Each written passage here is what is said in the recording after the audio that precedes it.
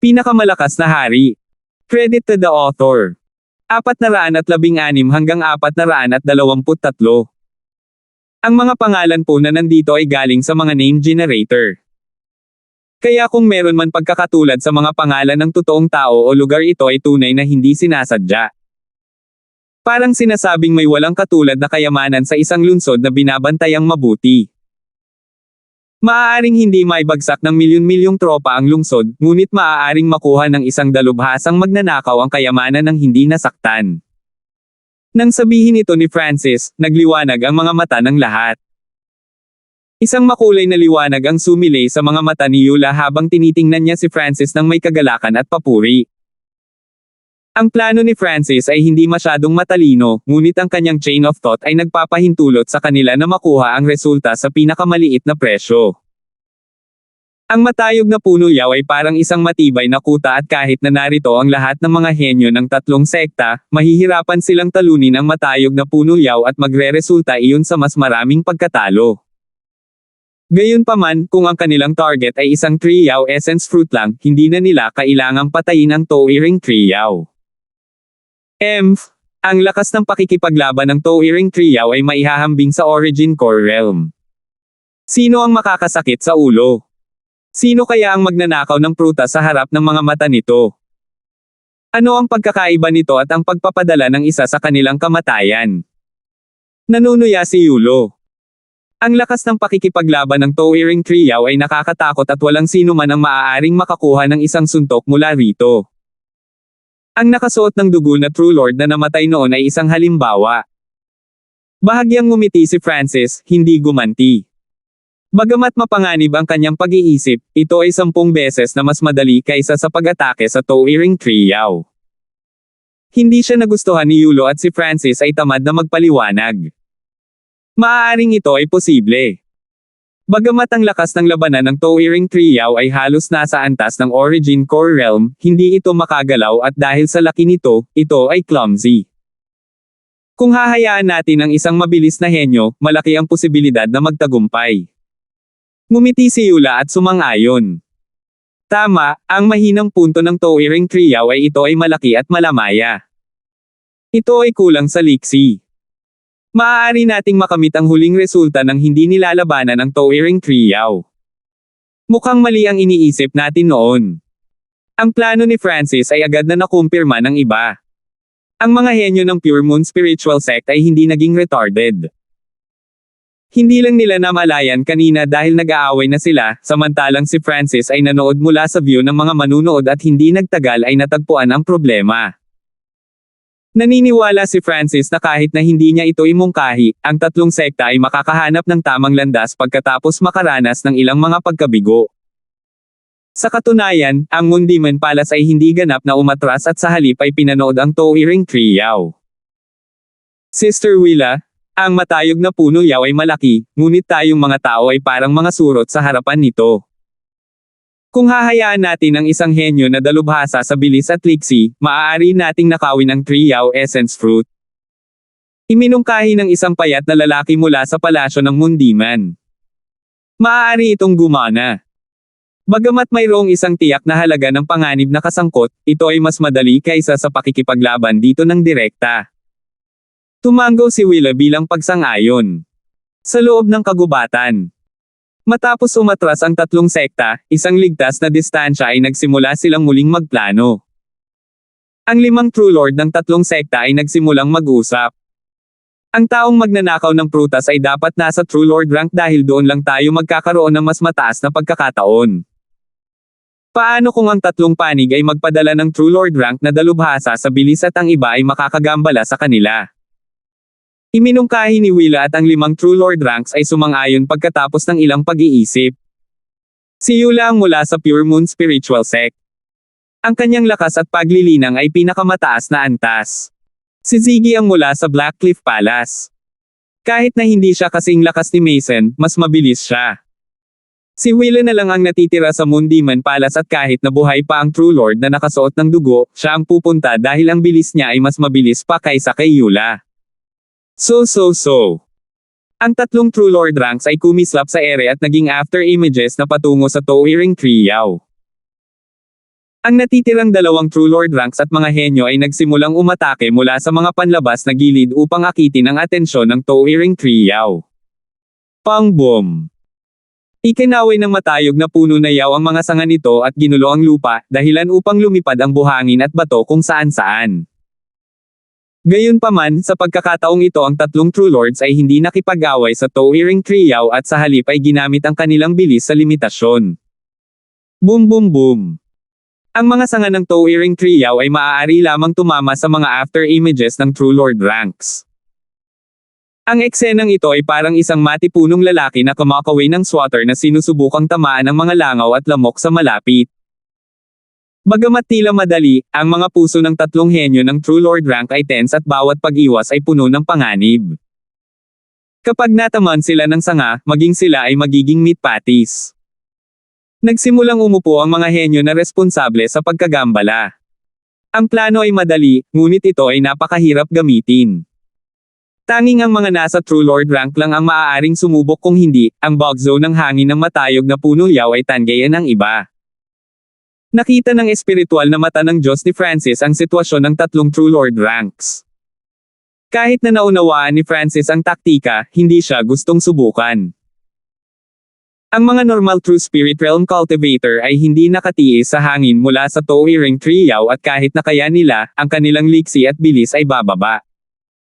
Tanging ang tatlong True Lord ranks na dalubhasa sa bilis at liksi ang maaaring sumubok.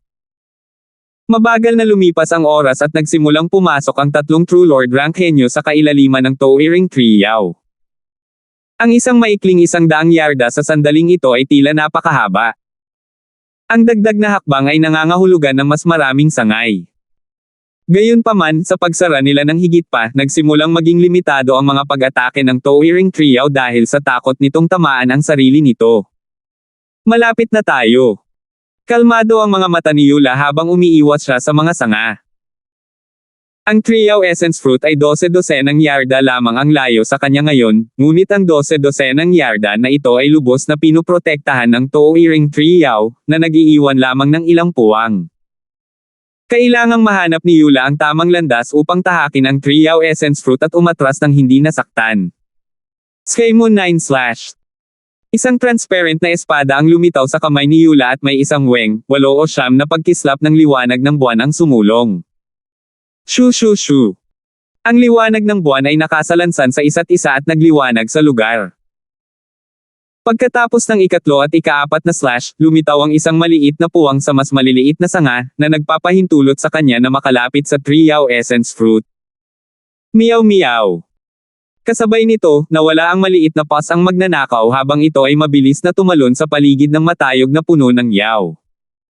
Ang pasang ito ay hindi kapanipaniwala. Bulalas ng mga henyo sa likod nito. Ang laki ng maliit na pasang magnanakaw ay napakaliit at hindi ito napigilan ng mga sanga ng matayog na punong yaw. Sa mga tuntunin ng liksi, ito ay mas mahusay kaysa sa tatlong True Lord rank henyo at madali itong tumalon sa mga puwang sa mga sanga. Sure! Ang maliit na magnanakaw na pusa ay nalampasan ang tatlong True Lord ranks at nagpakita sa harap ng isang Trio Essence Fruit pagkatapos ay tumawa. Ang Trio Essence Fruit ay kasing laki ng isang pakwan, mas malaki pa sa maliit na pas ang magnanakaw, ngunit ang maliit na pas ang magnanakaw ay kayang lunukan ito sa isang lagok. Si Francis at Yula ay hindi nagulat dito. Munting pas ang magnanakaw, ibibigay ko sa iyo ang prutas na iyan ngunit kailangan mo akong tulungan na makakuha ng isa o dalawa. Lumingon si Yula sa isa pang target. Ang prutas noon ay talagang kinain ng maliit na pas ang magnanakaw. Malinaw itong nakita ni Francis mula sa malayo. Ang maliit na pas ang magnanakaw ay nasa lumalaking yugto na at ang bilang ng mga kayamanan na kinain nito ay higit pa sa may-ari nito na si Francis. Hindi ko na magagamit muli ang maliit na pas ang magnanakaw sa pagkakataong ito kung sakaling magdulot ito ng hinala ni Yula. Nagpasya si Francis na umalis sa grupo at tumungo sa kailaliman ng matayog na puno ng yaw. Siya ay naging isang streak ng kidlat at ginamit ang 3-flowered treasured lotus at ang kanyang bilis ay hindi masyadong mabagal kaysa sa tatlong True Lord ranks. Brat, anong gusto mong gawin? Nagbago ang ekspresyon ng mga henyo mula sa Pure Moon Spiritual Sect nang makita nila ang mga aksyon ni Francis. Gusto siyang pigilan ng isa sa mga babae ngunit hindi siya naging mabilis. Hindi man lang sinabi ni Francis sa kanila ang anuman at agad siyang pumunta. Hinahanap ng brat na ito ang kanyang kamatayan. Napangiti si Yulo. Kuya Yulo, pigilan mo siya. Ang isang batang babae sa malapit na nakausap ni Francis ay nakaramdam ng ayaw. Tatanggi na sana si Yulo ngunit sa pag-iisip tungkol dito, tumango siya, oo naman, gagawin ko ang aking makakaya at matutulungan ko rin si Yula. So, lumipad sa ere si Yulo na parang ililigtas niya si Francis ngunit hindi niya ginamit ang lahat ng kanyang bilis. Tingnan natin kung ano ang nilalaro ng brat na ito. Iniisip ni Yulo kung paano papatayin si Francis at kung pumasok si Francis sa kailaliman ng matayog na punong yaw, tiyak na mamamatay siya. Go! Go! Isang mapaglarong ngiti ang lumitaw sa mga labi ni Yulo. Gayunpaman, huminto si Francis sa mga limitasyon sa opens iba ng towering triyaw at hindi na lumayo ng isang hakbang. Sure! Binuksan ni Francis ang kanyang God spiritual eye at ang kanyang kaliwang mata ay tila sumasalamin sa buong mundo. Sa sandaling iyon, nakita ni Francis ang bawat dahon at ang daanan at landas kung saan napunta ang Yuan Chi nito. Nakita ni Francis ang bawat maliit na detalye at lahat ng posibleng pagbabago ay kinokontrol. Sa tatlong True Lord ranks na bumabagabag sa towering triyaw, mas magiging madali para sa akin. Isang surge of calmness at confidence ang nagmula kay Francis. So, ang luho-hawbaw sa kamay ni Francis ay biglang lumiwanag at mabilis siyang naglabas ng palaso. Ang ruta ng araw ay kinokontrol ng espiritual na mata ng Diyos at ganap na tumpak. So, isang araw ang kumislap sa kalangitan na halos hindi makita ng mata at bumaril sa mga puwang sa gitna ng mga sanga. Bam! Ang luho-haw araw ay bumaril sa gitna ng towering triyaw. Pagkatapos ng ilang pagliko at pagliko, ang luho-haw araw ay dumaan sa mga panganib. Para itong maliit na bangkang papel na maaaring tumaob sa anumang suntok. Thok! Ang luho-haw araw ay dumaan sa mga hadlang at nagsimulang lumabo nang mawalan ito ng kuryente. Shoo! Nang mawala ang kidlat, ang luho-haw araw ay perpektong tumama sa triyaw essence fruit ngunit hindi nito napinsala ang laman o enerhiya nito. Paano niya nagawa ito? Ang mga henyo ng Pure Moon Spiritual Sect kasama na si Yulo ay tumitig ng may dilat na mga mata. 417. Ang mga henyo mula sa tatlong sekta na nagbibigay pansin sa mga aksyon ni Francis ay nataranta. Ang arrow ni Francis noon ay maaaring ituring na maalamat. Ito ay tulad ng isang isda na umiiwas sa mga sanga ng matayog na puno ng yaw at nakahanap ng landas ng buhay sa tuwing ito ay tila masulok. Anumang pag-atake mula sa towering triyaw ay maaaring sirain ang mga nasa true spirit realm at sa kapaligirang ito, ang arrow ni Francis ay tumama sa target nito. Ang gayong mga kasanayan sa pag-archery ay maaaring magpahanga sa mga normal na mamamana. Ang pagtama sa target ay hindi masyadong mahirap dahil sa espiritual na mata ng aking Diyos, ngunit ang tunay na kahirapan ay hindi makapinsala sa bunga. Isang patak ng malamig na pawis ang lumitaw sa ulo ni Francis dahil sa pagod. Kung ang triyaw essence fruit ay nasira, kung gayon ang araw ni Francis ay magiging walang silbi kahit gaano pa ito kahusay. Kung masyadong maraming enerhiya ang ginamit, ang luho-haw araw ay mahuhulog sa kalagitnaan at hindi tatama sa target. Sa kabaligtaran, kung ang lakas ng kidlat sa araw ay sobra, sisirain nito ang triyaw essence fruit. Kinailangan ni Francis na kontrolin ang lahat ng perpekto at kahit na ayusin ang luho-haw araw gamit ang kanyang God spiritual eye sa kalagitnaan. Hu! Nagpakawala ng hininga si Francis ngunit hindi binawi ang luho-haw araw. Hanggat naglalagay si Francis ng kaunting lakas sa loob ng luho-haw baw, kaya niyang ibalik ang luho-haw araw. Sa teorya, dahil ang luho-haw araw ay tumusok sa triyaw essence fruit, ibabalik din nito ang mga samsam sa digmaan. Ito ang ligtas na paraan ni Francis para makakuha ng triyaw essence fruits. Dalawang salik ang kailangan para mangyari ito. Ang kontrol ng espiritual na mata ng Diyos at ang tatlong sekta ay kailangang makagambala sa matayog na puno ng yaw. Kung wala ang tulong ng tatlong sekta, ang matayog na puno na yaw ay makakasagabal kay Francis sa kalagitnaan. Oras na para makuha ang reward ko. Inihayag ni Francis ang hitsura ng pag-asa. Ang palaso noon ay nakatutok sa prutas. Ngayon ay kailangan niya itong bawiin. Ang kahirapan sa pagbawi ng prutas ay bahagyang mas madali kaysa dati dahil ang kapangyarihan ng unang araw ay kailangang kontrolado ng perpekto. Ang sobrang lakas ay masisira ang prutas at masyadong maliit ang hindi makakatama sa target. Gayunpaman, hindi nagkaroon ng mga problema ang pagkuha ng araw pabalik. Ang Triao Essence Fruit ay kabilang sa Towering Triao at ang prutas ay magiging matatag mula sa mga pag-atake mula sa Towering Triao at sa halip ay mapupunan muli. Sinusubukan ng brat na iyon. Si Yulu, na paparating mula sa likuran, ay tumingin sa Luohao Bao sa kamay ni Francis pagkatapos ay sa Luohao Araw at kumislap ang kanyang mga mata. Bigla niyang naintindihan ang mag-ina ni Francis na si Luohao Bao. Hanggat naglagay si Francis ng kaunting chi ng True Spirit, babalik ang Luohao Araw at ibabalik ang Triao Essence Fruit kasama nito. Napagtanto din ito ng lahat ng iba mula sa tatlong sekta. Ginagamit ng batang iyon ang pamamaraang ito para kunin ang mga prutas. Ang ilan sa mga henyo ng tatlong sekta ay naiinggit at naiinggit. Ang lakas ng buhay na nasa loob ng Triao Essence Fruit ay napakalaki. Isang prutas lamang ang makapagliligtas ng buhay ng isang tao.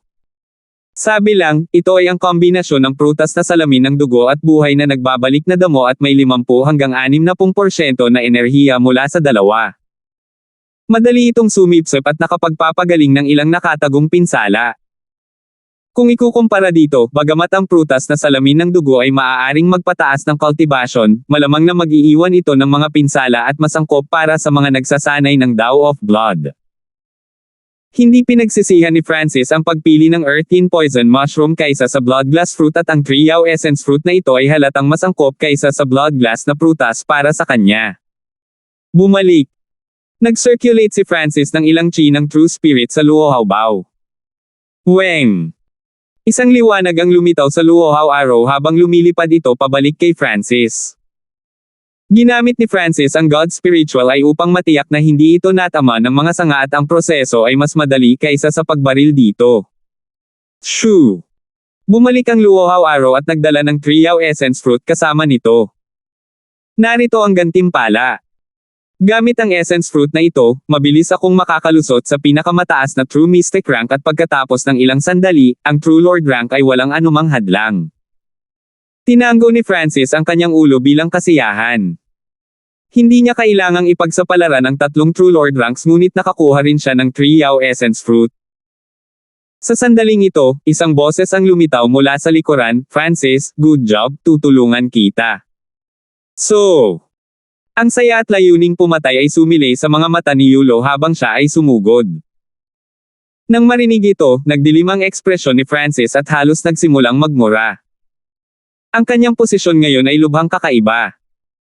Ang mga ugat sa lupa ay hindi maabot sa kanya at ang mga sanga ng matayog na puno yaw ay napakalayo. Nangangahulugan ito na hindi na kailangan ni Francis ang tulong ni Yulo. Ang gustong gawin ni Yulo ay napakalinaw. Napakatuso ng Yulo na ito. Oo, napakamahalagang kayamanan na napupunta kay Yulo ngayon. Napakalas ng brat na iyon. Napakaraming hirap na nauwi sa wala. Ang mga henyo ng Blackcliff Palace at Mundiman Palace ay nakaramdam ng panghihinayang at marami ang nag-iisip kung bakit hindi sila ang may ganitong swerte. Ang panig ng Pure Moon Spiritual Sect. Naunawaan din ng mga henyo ang mga intensyon ni Yulo at nakita ng ilan na ito ay walang kahihiyan habang ang iba ay natutuwa na makita ito. Hehe. Ang Mantis stalks ang cicada pero sa likod nila nakatago ang Oriole. Ang pananabik ay lumundag sa puso ni Yulo. Sinundan niya si Francis dahil gusto niyang tanggalin siya, ngunit tila mahal siya ng langit at binigyan siya ng swerteng ito. Patayin si Francis, kunin ang prutas at pagkatapos ko itong masipsip, maaabot ko ng mabilis ang huling yugto ng True Lord rank. Sa oras na iyon, si Yula, ang asong iyon, ay kailangang magbigay ng mukha sa akin. Ang puso ni Yulo ay nag-uumapo sa kaligayahan at itinaas ang kanyang bilis sa maximum at pinalapit si Francis. Sa kanyang maagang yugto ng True Lord rank cultivation, napakadaling pumatay ng True Mystic rank na nagmula sa isang village. Sa kanyang mga mata, ang Triao Essence Fruit ay kanya na. Si Francis ay lumutang sa himpapawid, habang ang kanyang ekspresyon ay nagbago at ang kanyang mga iniisip. Ang pag-iwas kay Yulo ay madali para kay Francis ngunit kung gagawin niya iyon, hindi nito malulutas ang problema. Oh well, sa ngayon, ang Moon Demon Palace ay nawala ng isang True Lord rank at ang Pure Moon Spiritual Sect ay masyadong malakas at maaaring hindi balansehin ang sitwasyon. Nagdesisyon si Francis na patayin si Yulo. Ngayon ang problema, paano niya papatayin si Yulo? Gamit ang mga nakatagong card ni Francis, hindi mahirap patayin si Yulo ngunit ang kahirapan ay kung paano patuloy na itago ang kanyang lakas at gawing aksidente ang pagkamatay ni Yulo upang walang maghinala kay Francis. Ang pagpatay sa isang True Lord rank ay hindi madali, lalo na kung mayroon silang pagkakaiba sa cultivation. Higit pa rito, kailangan ni Francis na gawin ito ng tahimik. Sa ilalim ng mga normal na sitwasyon, si Francis ay hindi maglalakas loob na isipin ang pagpatay sa isang True Lord rank bago ang Sacred True Dragon Gathering. Ayan na. Nagningning ang mga mata ni Francis nang makaisip siya ng isang plano. Sa katunayan, sa mga normal na sitwasyon, magiging mahirap gawin ito ngunit hindi imposibleng sisihin ang isang aksidente. So, lumipad pabalik si Francis patungo kay Yulo na tila hindi napagtanto ang layunin ng pagpatay sa huli. Inilagay din niya ang luohaw araw ng medyo malapit sa lupa. Ang mga ugat ng matayog na puno yaw ay maaaring umabot ng ilang milya at hindi nagtagal ay 10 yarda na lamang ang layo ni Francis mula sa tuktok ng lupa. 10 yarda ang halos nasa rooting range ng towering tree yaw. Hindi na bumaba pa si Francis dahil aatakihin siya ng mga ugat. Ang Triao Essence Fruit sa kanyang kamay ay parang liwanag sa dilim na tiyak na titignan ng matayog na puno yaw. Sa sandaling ito, si Yulo ay 20 hanggang 30 yarda lamang ang layo mula sa Francis na isang napaka-epektibong lugar para sa pag-atake. Hillbilly, mamatay. Ang gwapong mukha ni Yulo ay napuno ng lamig at baluktot. Itinaas niya ang kanyang kamay at isang transparent na talim ng buwan na 10 hanggang 20 yarda ang haba na pumutok kay Francis. Shua. Biglang naging dalawa ang figure ni Francis at perpektong naiwasan niya ang pag-atake ng Moonblade. Dalawang eksaktong Francis ang tumakbo patungo sa lupa. Bam! Sa pamamagitan ng pag-wave ng kanyang kamay, winasak ni Yulo ang isa sa mga Francis, at ang isa naman ay nagpakita ng gulat, halatang ang tunay na katawan, at mabilis na tumakbo sa direksyon ng matayog na puno ng yaw. Hindi maganda, kapag si Francis ay napatay ng matayog na puno yaw, ang Triao Essence Fruit ay babagsak din. Malaking pagbabago ang ekspresyon ni Yulo habang hinahabol niya si Francis. Kasabay nito, sa isang puno sa kagubatan, isang hindi nakikitang Francis ang bumulong sa kanyang sarili, Yulo, dapat kang mamatay. Ang hindi nakikitang Francis ay ang tunay na Francis.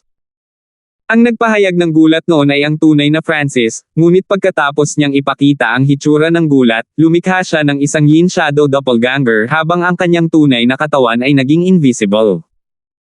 Sa puntong ito, halos maabutin ni Yulo ang Yin Shadow Doppelganger ni Francis. Mata ng puso. Ginamit ni Francis ang mata ng puso habang siya ay hindi nakikita at pinalaki ang kasakiman at pagnanasa sa isip ni Yulo. Ang bagay ay ang likod ni Yulo ay nakatalikod sa 3 sekta at hindi nila makita ang pagbabago sa kanyang mukha. Ang pinakamahalaga, ang tunay na katawan ni Francis ay hindi nakikita at ginagamit ang mga puno bilang takip, walang nakakita sa kanya. Shua! Ang Yin Shadow Doppelganger ni Francis ay sumisid sa isang butas sa lupa at kumupas. May Triao Essence Fruit. Nawala sa isip si Yulo sa walang katapusang pagnanais at kasakiman at sa ilalim ng A of Heart ni Francis, sumisid siya sa butas. Bam shua! 12 ng mga ugat ang umabot sa lupa at ibinalot ang kanilang sarili kay Yulo. Mukhang kanina pa sila handa. Hindi maganda. Nagbago ang mga ekspresyon ng mga henyo mula sa Pure Moon Spiritual Sect. Arg! Napaungol si Yulo, ngunit ang kanyang sigaw ay natigil sa kalagitnaan at siya ay napilipit sa kamatayan, naging bagong pataba. 418. Kuya Yulo. Ang eksena sa harap ng kanilang mga mata ay nagpahiyaw sa 2 babae mula sa Pure Moon Spiritual Sect. Huminga ng malalim ang mga henyo mula sa Blackcliff Palace at Moon Demon Palace habang sila ay naguguluhan at nagulat. Paano lalapit si Yulo sa lupa? Marahil siya ay napuno ng kasakiman, nawala ang kanyang isip at hindi sinasadyang pumasok sa hanay ng mga ugat. Si Zizi, isang true Lord rank ay nalinlang ng isang peking imahe. Ang balabal ng brat na iyon ay isang magandang bagay. Ang mga mula sa iba pang dalawang sekta ay halatang tuwang-tuwa. Masyadong malakas ang lakas ng Pure Moon Spiritual Sect at kahit na magsama ang Blackcliff Palace at Moondemon Palace, maaaring hindi nila sila matalo. Ngayong nawalan ng True Lord rank ang Pure Moon Spiritual Sect, bumaba ang kanilang lakas at naging mas balanse ito. Dahil sa pagkamatay ni Yulo, hindi ito matanggap ng mga henyo ng Pure Moon Spiritual Sect, ngunit nangyari na ito at wala nang mababago. Saan nagpunta ang Francis na iyon? Mayroon ba siya sa pagkamatay ni Brother Yulo? Ang mga mata ng dalawang lalaki mula sa Pure Moon Spiritual Sect, na may magandang relasyon kay Yulo ay kumislap na may hinala. Sure! Isang kidlat ang lumitaw sa mga puno. Francis. Ang mga tingin ng tatlong sekta ay dumapo kay Francis. Si Francis ay nagpanggap na natarante at nagngangalit ang kanyang mga ngipin, na gustong patayin ako ni Yulo at kunin ang aking Triao Essence Fruit. Nakita ba ng lahat iyon? Kaya ganito ang pakikitungo ng matuwid na Pure Moon Spiritual Sect sa mga bisita nito. Nang walang ibang sinasabi, sinimulan niyang sisihin si Yulo. Saan nagpunta ang Yulo na iyon? Mabilis na lumapit si Francis sa panig ng Pure Moon Spiritual Sect. Ang mga ekspresyon ng mga mula sa Pure Moon Spiritual Sect ay pangit at ang mga mukha ng dalawang batang babae ay maputlang puti. Kapatid na Yulo. Siya. Namatay siya sa puno. Sabi ng isa sa mga babaeng mas pamilyar kay Francis sa nanginginig na tono. Ano ba? Napatay ba siya ng Towering Triao? Nag-iwan lang ako ng doppelganger na sinusubukang iligtas ang sarili ko. Paano siya mamatay? Nagkunwaring hindi naiintindihan ni Francis. Nang mamatay si Yulo, nagtago si Francis sa mga puno at hindi nakikita. Walang nakakita sa kanyang ginawa. Ito ang unang punto. Pangalawa, ang likod ni Yulo ay nakaharap sa mga tao at ang pagbabago sa kanyang ekspresyon dahil sa mata ng puso ay hindi nakita. Iniisip lamang ng lahat na si Yulo ay nawala sa kanyang isip at natatakot na si Francis at ang Triao Essence Fruit ay mamamatay ng magkasama, kaya lumukso siya at nakalimutan ang tungkol sa mga ugat ng matayog na puno yaw. Siyempre, mayroon pa ring isang detalye na hindi napagtanto ng karamihan. Kinuha ni Francis ang Triao Essence Fruit at naglakbay malapit sa lupa ng ilang sandali. Ang Triao Essence Fruit ay ang essence ng Towering Triao at parang sarili nitong anak. Nang sinadya ni Francis na lumapit sa lupa, ang matayog na puno na yaw ay nakakuha ng maraming ugat sa malapit. Ang lahat ng ito ay nakita ng espiritual na mata ng Diyos ni Francis. Kung tungkol sa pagdating ni Yulo, ang malaking bilang ng mga ugat ay natipon na doon at agad siyang pinatay. Ang panig ng Pure Moon Spiritual Sect. Ang mga emosyon ng ilang mga disipulo ay hindi maipaliwanag nang makita nilang hindi pa rin nakuha ni Francis ang nangyayari. Ayon sa Loika, si Francis ay namatay sa matayog na puno na yaw at si Francis ay wala doon at sa halip ay ang biktima. Ang lahat ng ito ay nangyari sa harap ng kanilang mga mata. Una sa lahat, wala si Francis. Pangalawa, siya ang biktima at pangatlo, malaki ang pagkakaiba ng cultivation ng dalawa. Brat na nagngangalang Jiao. Bagamat hindi mo pinatay si Brother Yulo, may bahagi ka pa rin dito. Tama. Kung hindi dahil sa iyo, hindi sana namatay si Kuya Yulo. Mabangis na sabi ng dalawang disipulo na may magandang relasyon kay Yulo. Agad na hindi nakapagsalita si Francis. Anong klaseng loika ito? Tumahimik kayong lahat, biktima rin si Francis. Kung hindi gaanong gaaman si Brother Yulo, hindi sana siya namatay.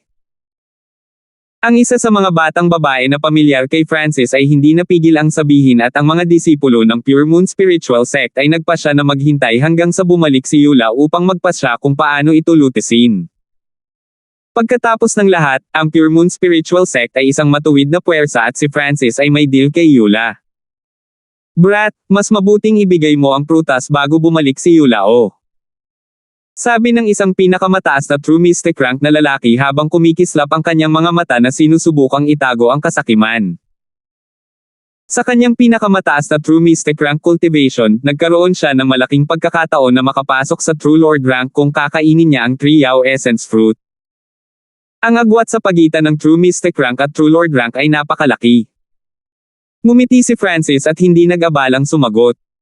Sa halip, inilabas niya ang Triao Essence Fruit at sinimulan itong kainin ng kagat-kagat. Ang Triao Essence Fruit ay kasing laki ng isang pakwan at kailangan ni Francis ng ilang sandali upang matapos ito. Triao Essence Fruit. Anak, ang lakas ng loob mo.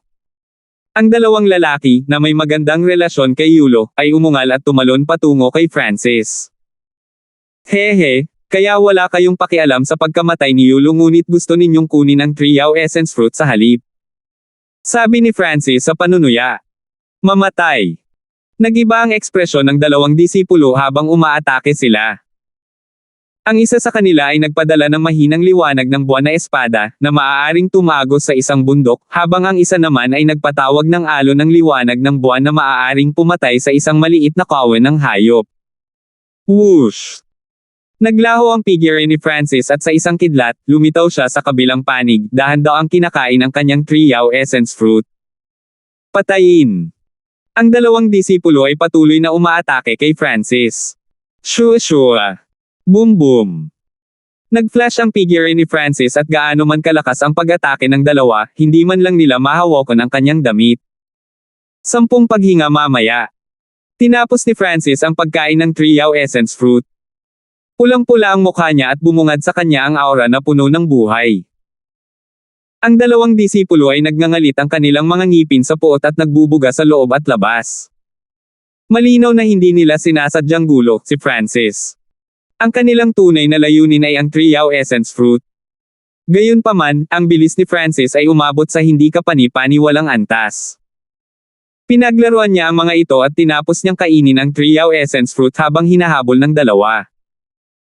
Kapag natapos na ni Francis ang pagkain ng Triao Essence Fruit, muling tataas ang kanyang lakas at wala silang kapangyarihang makagambala. Talagang malakas ang epekto ng Triao Essence Fruit. Naramdaman ni Francis ang kanyang sarili na napuno ng buhay at ang kanyang buong katawan ay nalinis.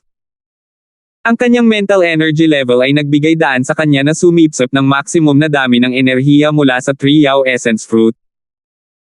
Kung ito ay isa pang normal na True Mystic Rank, aaksayahin nila ang hindi bababa sa 80% ng Triao Essence Fruit o kakainin ito ng hiwalay.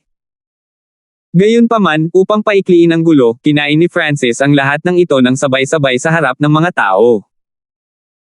Dahil sa kanyang mataas na mental energy level, si Francis ay maaaring sumipsip ng hindi bababa sa 60% ng Triao Essence Fruit, na nagpapahintulot sa kanya na magpatuloy mula sa huling yugto ng True Mystic Rank hanggang sa pinakamataas na True Mystic Rank. Sa puntong ito, mabilis na tumataas ang aura ni Francis. Ang kanyang balat ay sariwa at malambot, na nagbibigay sa mga tao ng pakiramdam na siya ay nagiging mas bata. Ang pagtaas ng habang buhay at hitsura ay isang side effect na mayroon ng Triao Essence Fruit. Ang tunay na kakayahan ng Triao Essence Fruit ay pataasin ang Yuan Qi ni Francis.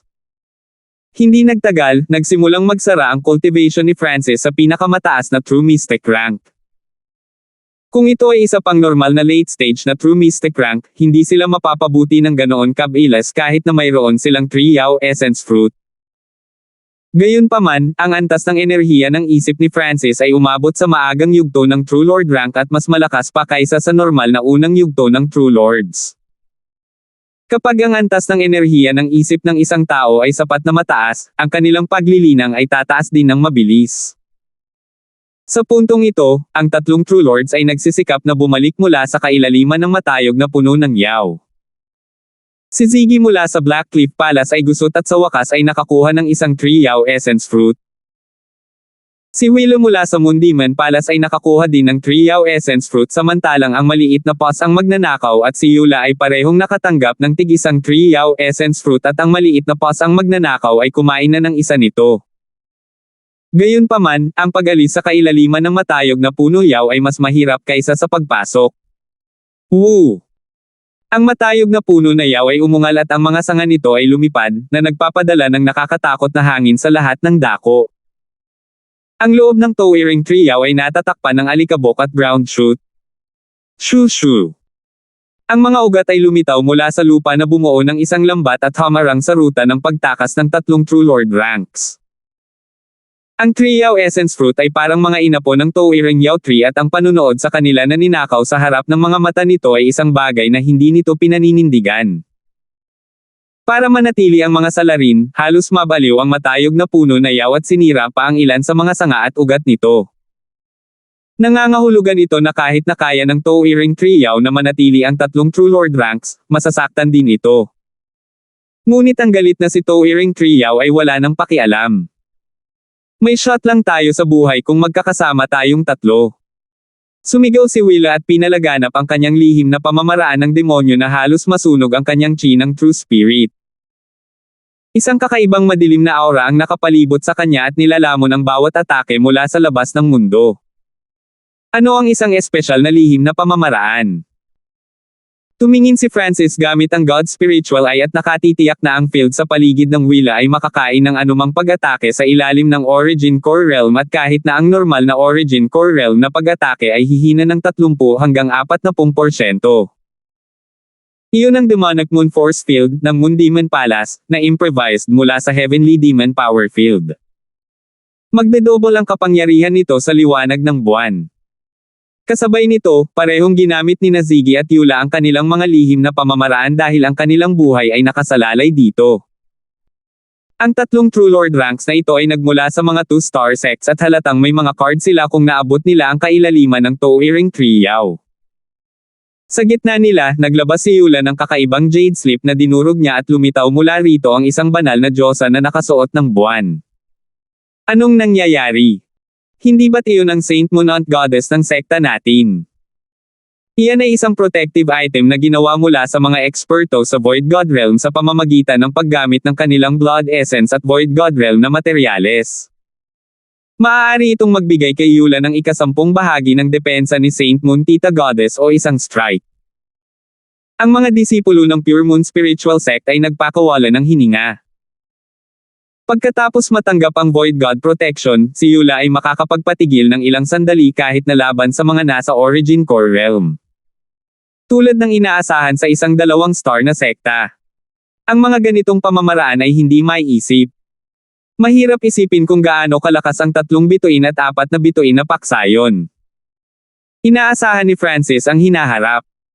Sa sandaling ito, ang kanyang chi ng True Spirit ay lumagpas sa isang hadlang at pinayagan siyang maabot ang pinakamataas na True Mystic rank. 419.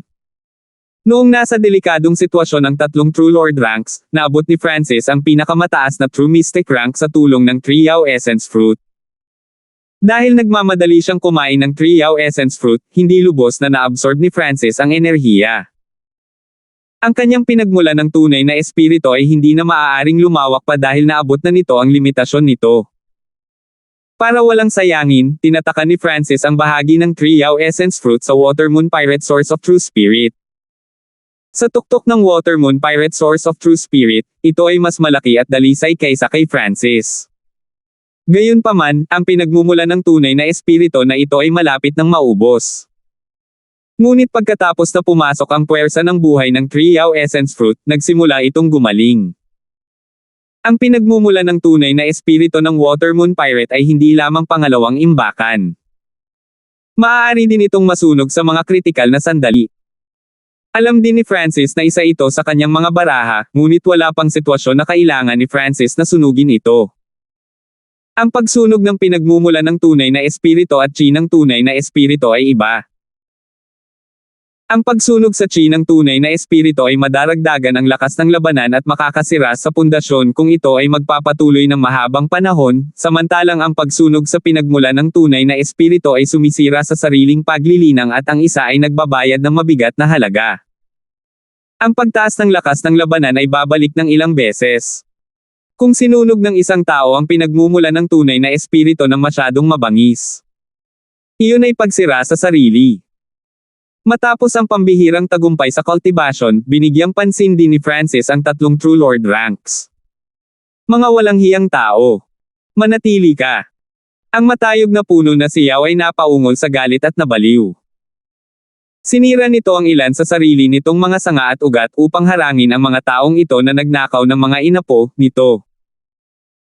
Kailangang malaman ng isa na ang Towering Triao ay halos nasa antas ng Origin Core Realm at sa ilalim ng nakakabaliw na pag-atake nito, malaki ang posibilidad na papatayin nito ang tatlong True Lord ranks. Sa kanila, si Eula ang pinaka-pressure dahil siya at ang maliit na magnanakaw na pusa ay kumuha ng dalawang Triao Essence Fruits at pinakakinamumuhian ng Towering Triao. Sa kabutihang palad, ang kanyang nakatagong card ay napakalakas din at isang Void God Protection.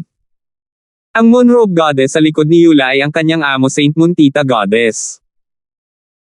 Kung ito ay isang normal na Origin Core Realm, ang aking Void God Protection ay maaaring mapinsala ito o mapatay sa isang galaw. Ngunit ang puwersa ng buhay ng Towering Triao ay masyadong malakas at ang mga ugat nito ay umaabot ng ilang milya. Hindi kaagad umatake si Eula. Ang Void God Protection ay maaaring gamitin para sa depensa at opensa, at maaari itong gumamit ng ikasampung bahagi ng lakas ng isang hari sa Void God Realm. Kung ikukumpara sa huli, mas ligtas ang depensa ngayon. Gamit ang Void God Protection, kaya ni Eula ang kanyang sarili laban sa matayog na puno na Yao. Maging ang matayog na puno na si Yao ay nagulat sa aura ng Void God Protection at medyo humina ang atake nito. Agad na nilapitan ni Willa at Ziggy si Eula at nag-away ang tatlo palabas. May card din si Ziggy at sabay bulalas, uminom siya ng misteryosong likido na nagpalabas ng madilim na ningning sa kanyang katawan at naging liwanag na parang multo. Sa isang pagigting ng kanyang mga ngipin, naglabas siya ng ilang mga multo mula sa kanyang imbakan ng multo at sa mga alulong ay hinihigop ang mga ito ng madilim na ningning ni Ziggy. Ito ay nagbigay daan sa katawan ni Ziggy na maging mas ghost soul-based at ang pisikal na pag-atake ay nawala ng 70% ng kanilang orihinal na pinsala. Kawili-wili. Nagulat si Francis at tumingin ng may interes.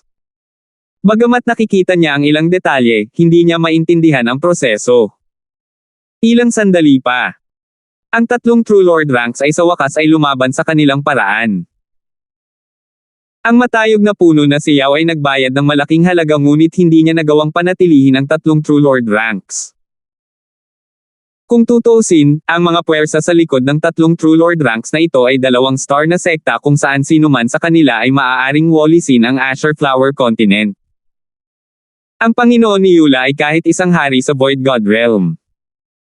Napabuntong hininga si Francis sa kanyang puso. Maaaring siya ay isang napakahusay na kababalaghan sa Azure Flower Continent. Ngunit sa gitna ng mga henyo na may mas mahusay na mga mapagkukunan, mga kasanayan, mga mana. Sa bawat aspeto, sila ay higit pa sa isang mas mataas na antas kaysa sa 10 Great Clans ng Azure Flower Continent. Dahil nagamit ko na ang Void God Protection, kung gayon maaari ko ring gamitin ang lahat. Nanlamig ang mukha ni Eula nang tumalikod siya at itinuro ang kanyang mga daliri sa Jade. Weng! Ang Moonrobe Goddess sa likod niya na bahagyang kupas ay kumislap sa hangin at nagdala ng mapang wasak na kapangyarihan dito. Ang Heaven Earth Yuan Chi sa loob ng 100 milyang radius ay agad na nagsimulang magtipon tulad ng pagtaas ng tubig at tila lumitaw ang isang Diyos. Itong aura. Tumalo ng puso ni Francis at maging ang kanyang God Spiritual ay nanginag. Sa harap ng napakalaking Heaven Earth Yuan Chi na ito, pakiramdam ng mga henyong naruroon ay kasing liit sila ng mga langgam. Ang bawat isa ay nakadama ng presyon na bumababa sa kanilang kaluluwa. Kahit ang malakas na pinagmumula ng mental energy ni Francis ay nanginginig at hindi makagalaw. Boom! Isang malakas na boom ang umalangaw-ngaw sa buong kanyan. Nakita ni Francis ang figure ng Diyosa na nakadamit ng buwan na nakipag-away ng husto sa Towering Triao. Ang matayog na puno na Yao ay napaungol sa takot at pinuprotektahan ang sarili gamit ang mga sanga nito habang naglalabas ito ng malutong na berdeng ilaw na sumalungat sa Void God Protection. Kaagad pagkatapos nito, isang nakakasilaw na liwanag ng buwan ang nagliwanag sa lahat sa loob ng ilang milya at nagpadala ng isang sabog ng airwave sa 10 milya. Hindi maganda. Ang mga disipulo ng tatlong sekta ay lahat ay gumamit ng kanilang chi ng tunay na espiritu o mga lihim na pamamaraan upang protektahan ang kanilang sarili. Napakapanghamak na kapangyarihan. Ang mga labi lang nito ay maaaring pumatay sa normal na true human ranks. Inilipat ni Francis ang kanyang Chi of True Spirit at bumuo ng isang layer ng kidlat sa paligid niya. Gayunpaman, kahit noon pa man ay naramdaman niyang mahirap itong harangan. Sa mga henyo ng tatlong sekta, mahigit kalahati ang nasa pinakamataas na True Mystic rank at mayroon silang sariling mga lihim na diskarte o armas na nagpapahintulot sa kanila na harangan ito. Ang alon ay tumagal ng 3 paghinga bago humina at lahat ay nagpakawala ng hininga at tumangala, nakita nilang lahat sa loob ng 10 milya ay natatakpan ng usok. Ang suntok noon ay sapat na upang wasakin ang isang maliit na lungsod noon at ito pa rin noong ang Void God Protection ay nawala ng higit sa kalahati ng kapangyarihan nito. Sa kasagsagan nito, ang isang suntok mula rito ay malamang na pumatay sa isang Origin Core Realm Sovereign. So. Ang 3 True Lord ranks ay lumipad pabalik at nagtipon pabalik kasama ang kani-kanilang mga henyo. Ang paglipat noon ay sapat na upang masugitan ang matayog na puno ng yaw, ngunit hindi sapat upang patayin ito. Bulong ni Eula sa sarili. Ang puwersa ng buhay at katawan ng Towering Tree Yaw ay masyadong malakas at ang mga ugat nito ay kumalat ng maraming beses na may pinakamalalim na pababa ng 10 milya. Binuksan ni Francis ang kanyang God Spiritual Eye at nakita na ang isang bahagi ng Towering Tree Yaw ay nabasag. Kahit na ang isang bahagi ng Towering Tree Yaw ay napuno ng mga pinsala. Bagaman hindi ito sapat upang patayin ang matayog na puno ng yaw, ang isang bahagi nito ay nasugatan at may depekto. Gumalaw ang puso ni Francis. Ang pinakamahalagang bagay ng Towering Tree Yaw ay hindi ang Tree Yaw Fruit Essence kundi ang Wood Spirit Essence Soul. Maaaring palakasin ng Wood Spirit Essence Soul ang kaluluwa at ito ay kapaki-pakinabang para sa mga nasa Origin Core Realm. Kung ang isang cultivator sa True Spirit Realm ay nakakuha ng Wood Spirit Essence Soul, ang pag-abot sa Origin Core Realm ay sandali lamang. Para sa mga cultivator ng Dao of Soul, ang Wood Spirit Essence Soul ay isang bagay mula sa kanilang mga pangarap. Malinaw na alam ito ni Francis, ngunit alam niya na hindi niya makukuha ng mag-isa ang Wood Spirit Essence Soul. Para makuha ang Wood Spirit Essence Soul, kailangan nilang patayin ang Towering Tree Yaw. Ngunit maaaring magdesisyon ang Towering Tree Yaw na sirain ang Wood Spirit Essence Soul bago ito mamatay.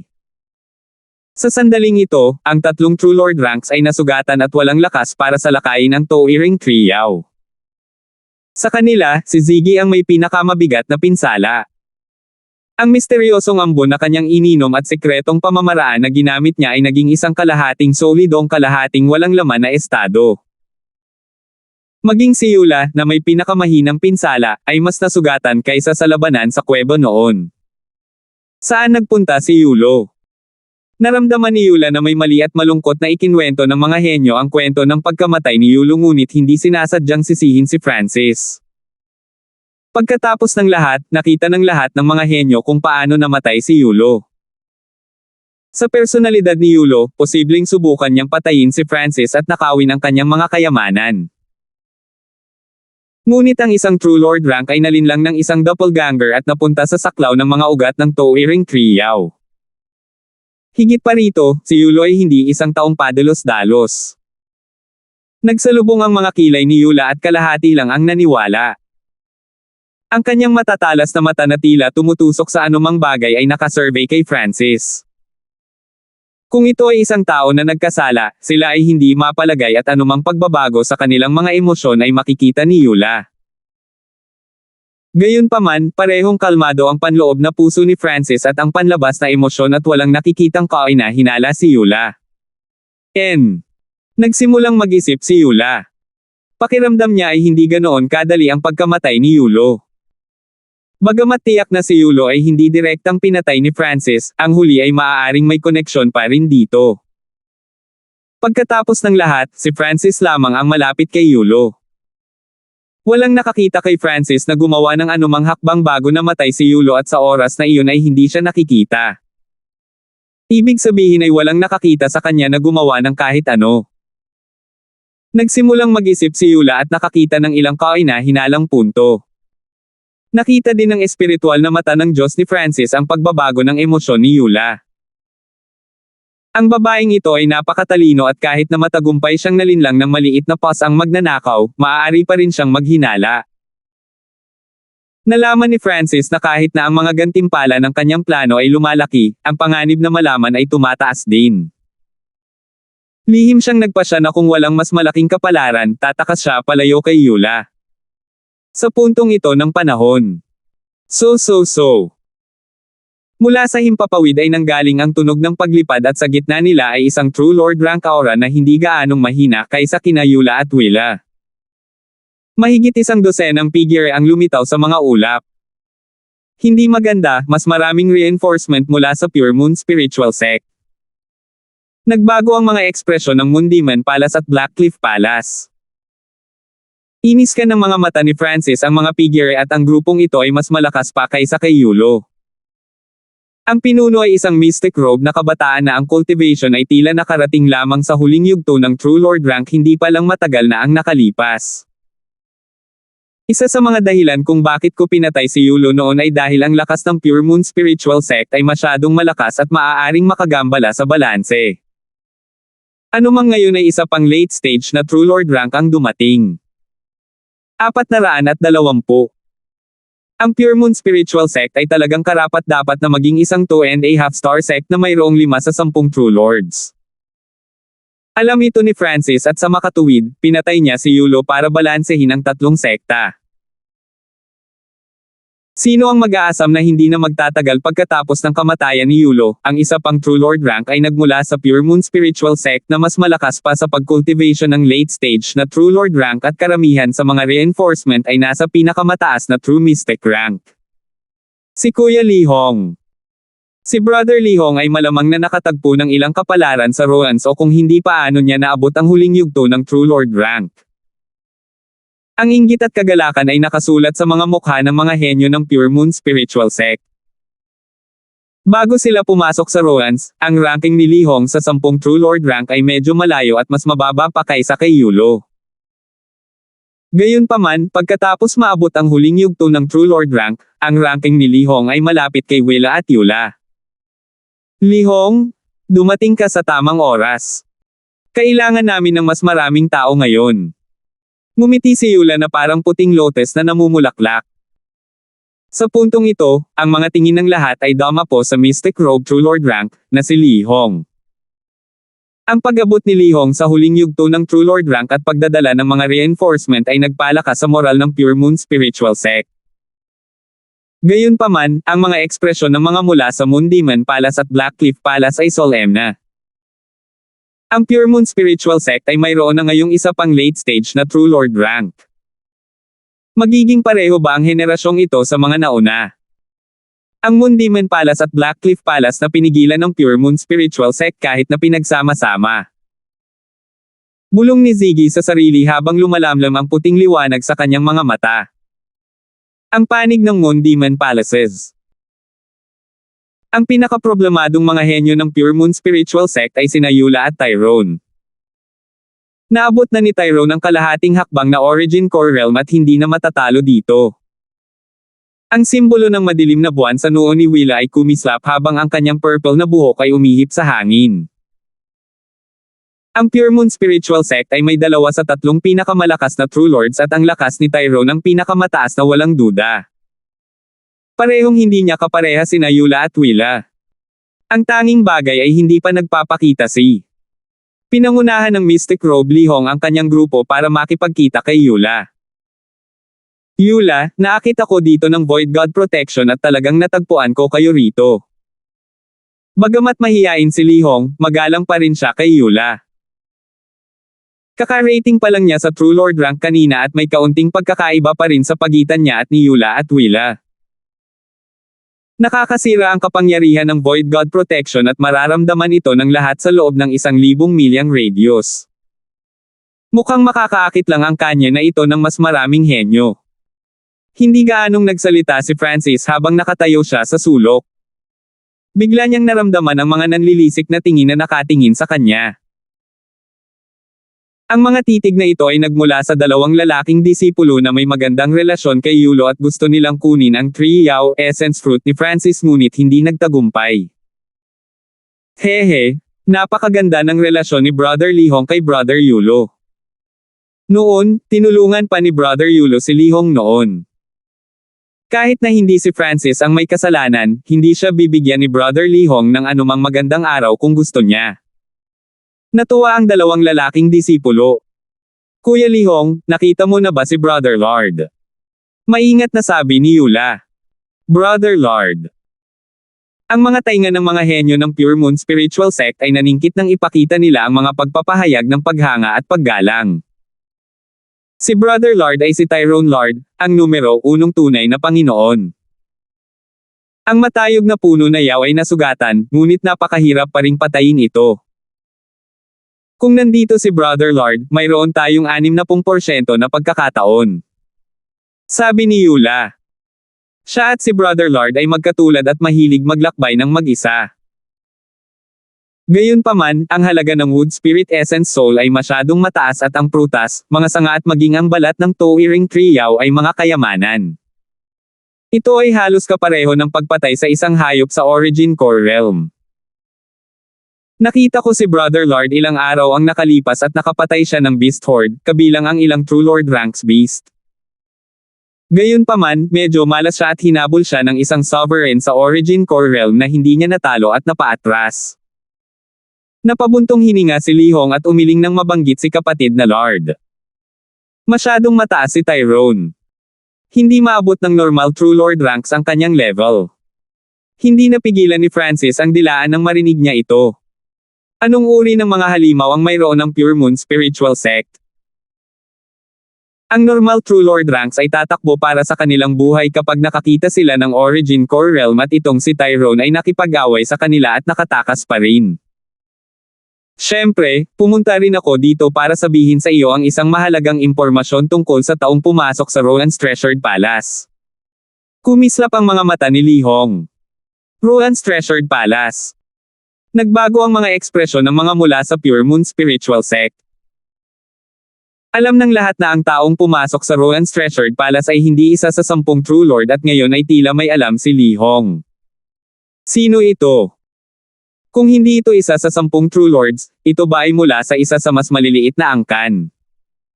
Madiin ang mukha ni Yula. Ayaw pa rin niyang sumuko. Ang Rohan's Treasured Palace ay angkor ng Purple Saint Rohan's at sa pagpasok lamang sa palasyo matatanggap nila ang tunay na mana. Wala sa kanila. Umiling si Lihong at nagsalita sa tame time na tono, hindi ka maniniwala sa aking makikita. Ang batang babae na pumasok sa Rohan's Treasured Palace ay hindi kabilang sa alinman sa 3 panig at maaaring hindi kahit isang henyo mula sa Tianlo Islands. Ano? Paano? Paano ito posible? Ang mga henyo mula sa Pure Moon Spiritual Sect ay umiling. Kahit ang mga mula sa Blackcliff Palace at Moondemon Palace na malapit ay hindi naniwala dito. Ibig mong sabihin, isang tagalabas. Ang mga tingin ni Yula at ng kumpanya ay napunta kay Francis at ang huli ay nagmura sa kanyang puso. Ang bawat mata ay nakatutok kay Francis dahil siya ay isang tagalabas. Meron din dito na walang inheritance token ng 3 sekta. Napatingin si Lihong kay Francis nang may pagtataka. Napabuntong hininga si Francis sa kanyang puso. Kung ano ang mangyayari maaga o huli ay sa wakas ay nahayag. Sa ngayon, gumagamit siya ng pananaw ng mga manunood para makuha ang pinakamaraming reward na kaya niya ngunit palaging may kasamang reward ang panganib.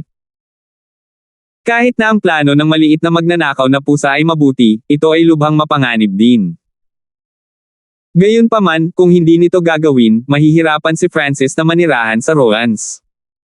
Francis, ano ang relasyon mo at ng taong pumasok sa mana? Nanlamig ang mukha ni Yula.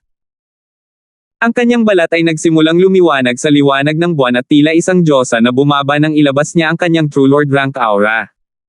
Hindi ko alam. Dinala ako dito ng isang misteryosong kapangyarihan at ako lang ang tao.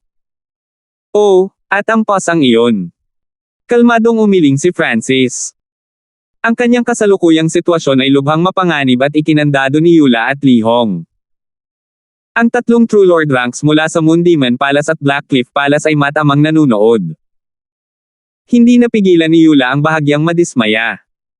Tinanong na niya ang maliit na pasang magnanakaw tungkol sa sitwasyon ni Francis noon. Malinaw na hindi sasabihin ni Francis na konektado siya kay Angelica, kung hindi, ito ay magiging napakagulo. Halos sigurado siyang ang tagalabas na pumasok sa Rowan's Treasured Palace ay si Angelica dahil ang target ng Purple Saint Ruin ay si Angelica, at si Francis ay aksidenteng napasok. Malaki ang mundo at maraming puwersa. Kung makapasok ako nang hindi sinasadya, pwede rin ang ibang mga henyo. Baka nagbago na o nasira ang Purple Saint Rowan's. Mabagal na sabi ni Francis. Napakalohikal ng sinasabi mo. Ayon sa mga nakatatanda ng sekta, ang enerhiya ng Purple Saint Rowan's ay nauubos pagkatapos ng mahabang panahon dito at maaaring may mga kahinaan. Ang mystic robe na si Li Hong ay talagang sumang-ayon kay Francis. Kung si Francis ay isang accident, maaaring magkaroon ng mas maraming accident. Sa totoo lang, pinangangasiwaan ni Francis ang chain of thought ng lahat. Hanggat wala siyang kinalaman sa babaeng pumasok sa Rowan's Treasured Palace, hindi matitinag ang pakikitungo niya kay Eula. Pagkatapos ng lahat, sa grupong ito ngayon, si Eula pa rin ang namumuno sa Pure Moon Spiritual Sect. Mukhang kailangan kong makipaghiwalay sa mga taong ito sa lalong madaling panahon o kung hindi kapag dumating si Tyrone na unang nakarerango, ang sitwasyon ay wala sa aking kontrol. Nagplano si Francis. Sa puntong ito, nalaman ni Francis na ang dalawang lalaking disipulo na medyo magaling kay Yulo ay lumapit kay Li Hong at nagsabi ng isang bagay sa mababang tono. Si Yulo ay patay na. Nanginig ang puso ni Li Hong. Ang biglaang balitang ito ay nagparamdam sa kanya na para siyang nahulog sa bangin. Si Yulo ay isang taong nakaranas ng sakit kasama niya. Sa simula, medyo malakas si Yulo sa sect at inalagaan si Li Hong na kakapasok lang. Sa isang pagsubok, nailigtas pa niya ang buhay ni Li Hong at ang huli ay lubos na nagpapasalamat kay Yulo. Ang dalawa ay napakalapit at batid na si Yulo ay namatay, si Li Hong ay tila natama ng kidlat at natulala. Fuck! Mukhang naubos na lahat ng swerte ko. Maganda ang relasyon ni Li Hong at Yulo. Naramdaman ni Francis na may mangyayaring mali. Sa wakas ay naunawaan na niya kung bakit ang dalawa ay tuwang-tuwa sa kanya. Dahil alam niyang namatay na si Yulo, ang puso ni Li Hong ay tila naputol at napaungol siya patungo sa langit. Siyempre. Bilang isang dalubhasa sa True Lord rank, hindi nagtagal ay nakontrol niya ang kanyang emosyon. Pag-usapan ng mga detalye. Ang kanyang mga mata ay malamig na sumulyap kay Francis habang nagsimula siyang magtanong ng mga detalye. Dahil alam niyang namatay si Yulo dahil sa paghabol kay Francis, nanlamig ang mukha ni Li Hong at nagsimulang mamula ang kanyang mga mata sa layuning pumatay.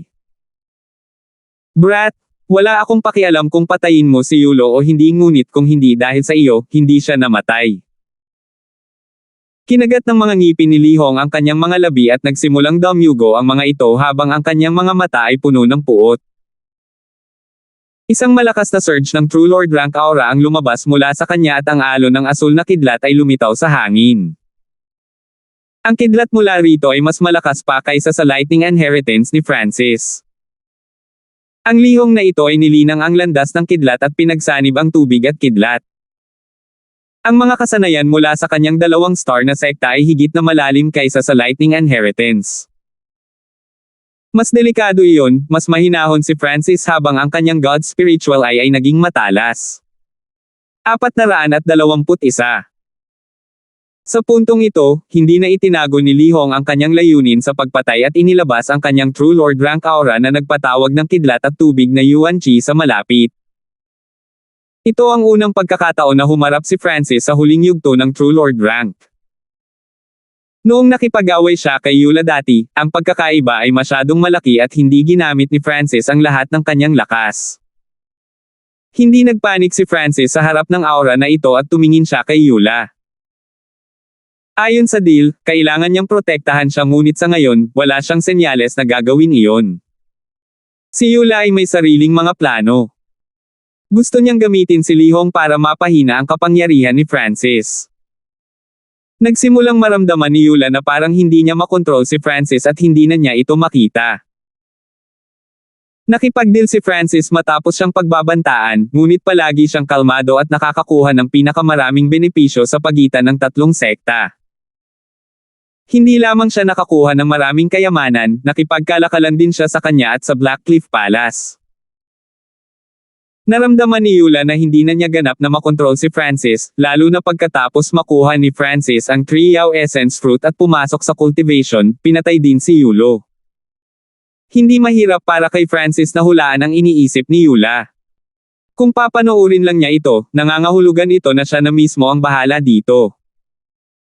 Matapos makapasok sa Purple Saint Ruins, umasa si Francis sa kanyang katalinuhan upang mabuhay. Hehe, napakawalang silbi ba ng mga henyo ng Pure Moon Spiritual Sect? Bahagyang tumawa si Francis na may mapanuksong tono. Walang kwenta. Nagulat ang Moondiman Palace at Blackcliff Palace na manunood ng palabas. Kung ang mga henyo ng Pure Moon Spiritual Sect ay walang silbi, ano ang Blackcliff Palace at Moondiman Palace na palaging pinipigilan nila? Walang silbi. Hillbilly, huwag kang maangas. Kahit na hindi makahanap ng gulo si Brother Lihong, hindi ka namin pababayaan. Ang mga salita ni Francis ay agad na naging sanhi ng pagkagalit ng mga henyo ng Pure Moon Spiritual Sect. Halos masaktan niya ang lahat mula sa Pure Moon Spiritual Sect sa isang pangungusap lamang. Hahaha, tatanungin kita, sino ang tunay na salarin na pumatay kay Yulo? Tumawa si Francis. Totoong salarin. Ang mga henyo ng Pure Moon Spiritual Sect ay huminto at marami ang lumingon sa matayog na puno ng yaw. Ito ang puno ng yaw. May instinctive na nagsabi. Zizi, kung talagang gustong maghiganti ni Lihong at ng dalawa pa, ang tunay na salarin ay nandyan. Pwede mo na itong patayin. Bakit mo ako guguluhin, ang biktima? Mapaglarong sabi ni Francis. Sinadya niyang bigyang diin ang mga salitang true culprit at victim. Ang tunay na salarin ay ang matayog na puno na si Yao at si Francis ay tinugis ni Yulo. Siya ang biktima. Hahaha, ang Pure Moon Spiritual Sect ay nananakot lamang sa mahihina at natatakot sa malalakas.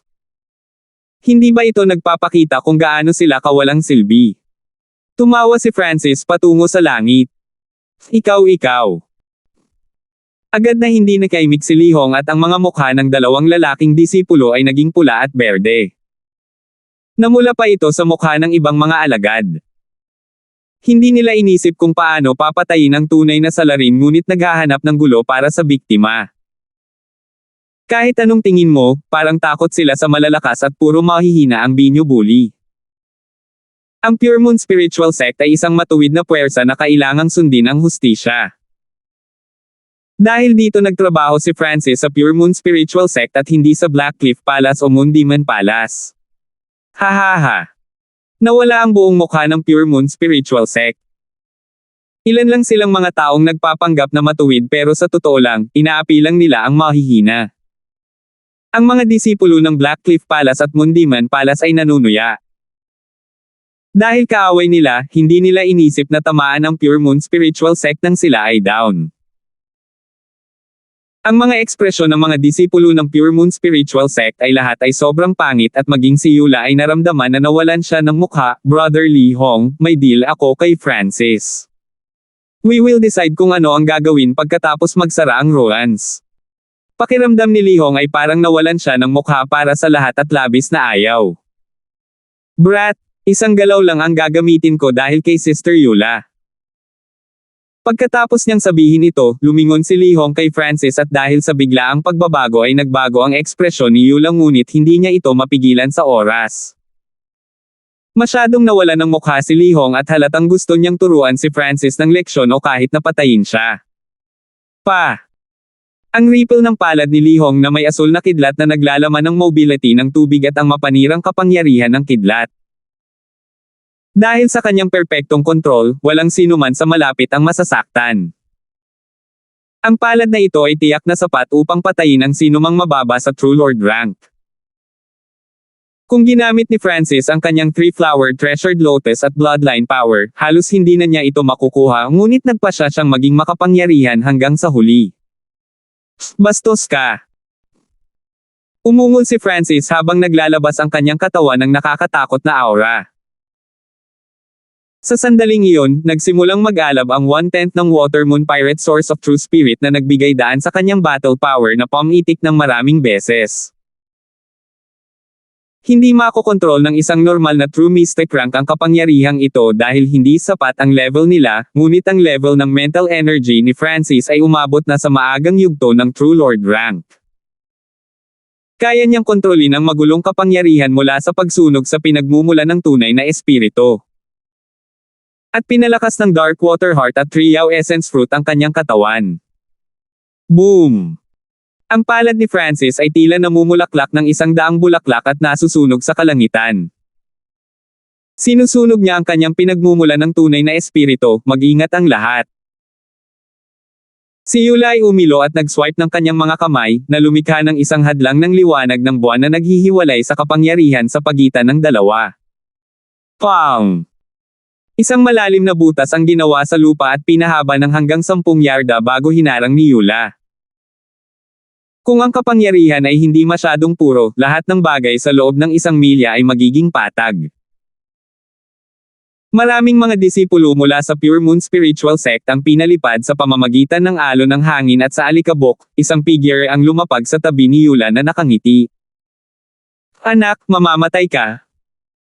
Ang galit na boses ni Lihong ay umalangaw-ngaw mula sa loob ng alikabok. Si Lihong ay napakagulo at ang kanyang buhok at damit ay marumi. Ang mga disipulo ng 3 sekta ay natigilan lahat. Tila na lamang si Francis noon. Bagamat hindi nasugatan si Lihong, mukhang natarante siya na parabang nalinlang siya. "Tumigil ka." Malamig na bulalas ni Eula at nagpadala ng ripple ng liwanag ng buwan na nagpa-atres kay Lihong ng ilang yarda. "Sister Eula, pinuprotektahan mo ang isang tagalabas." Matingkad na pula ang mga mata ni Lihong habang nagngangalit ang kanyang mga ngipin, ngunit labis siyang nag-iingat sa lakas ni Eula kahit na nasugatan ang huli. Tumayo si Francis sa tabi ni Eula at nakatitiyak na wala siyang gagawin. Una, sinabi ni Eula na nakikipagtulungan siya kay Francis at binalaan si Lihong. Ang pag-atake ni Lihong kay Francis ay hindi ibinibigay ang kanyang mukha. Pangalawa, isang galaw lang ang sinabi ni Lihong ngunit hindi tumupad sa kanyang pangako, kaya lalong nawala ng mukha ang Pure Moon Spiritual Sect. Masasabing sa ilang sandali lang, halos nawala na kay Lihong ang halos lahat ng mukha ng Pure Moon Spiritual Sect at maging si Eula ay hindi na nakayanan.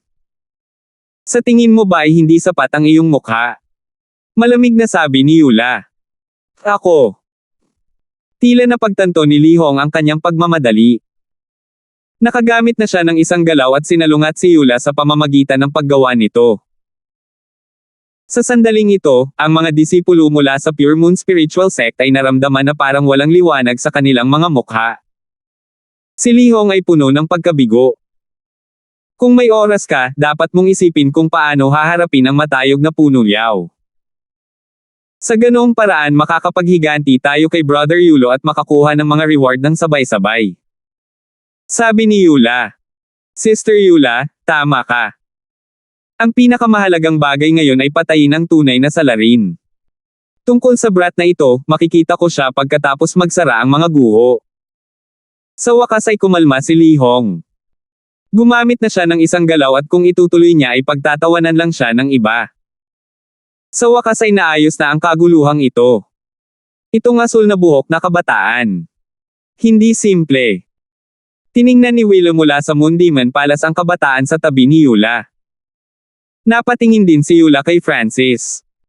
Ang pinagmumula ng tunay na espiritu na sinunog niya ay halatang iba sa kanyang sarili. Hindi nasayang ang hakbang ni Lihong. Hindi bababasa, natuklasan niya ang isa sa mga nakatagong card ni Francis. Si Francis ay may isa pang pinagmumula ng tunay na espiritu sa loob ng kanyang katawan at bagamat wala ito sa True Lord rank, naabot na nito ang pinakamataas na True Mystic rank at kung susunugin ito ni Francis nang walang pakialam sa presyo, maaari nitong banta ang mga nasa True Lord rank. Sinabi ko noon na ang kabataang ito ay hindi simple. No wonder hindi siya natakot kapag nakikipagkalakalan sa amin. Ang ekspresyon ni Ziggy ay mataimtim at nadama na mapalad na hindi niya inatake si Francis noon. Si Lihong noon ay casual lamang na gumamit ng isang galaw at niloko ko.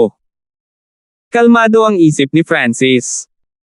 Hindi nagtagal, ang mga henyo ng tatlong sekta ay muling nagtipon at nagsimulang talakayin kung paano haharapin ang matayog na puno ng yaw. Ang matayog na puno na yaw ay nasugatan ng Void God Protection at may puwang dito ngayon. Humikab si Francis habang nawalan siya ng interes. Kahit napatayin nila ang Towering Triyaw, hindi niya makukuha ang Wood Spirit Essence Soul maliban kung gusto niya maging kaaway ng lahat ng tatlong sekta.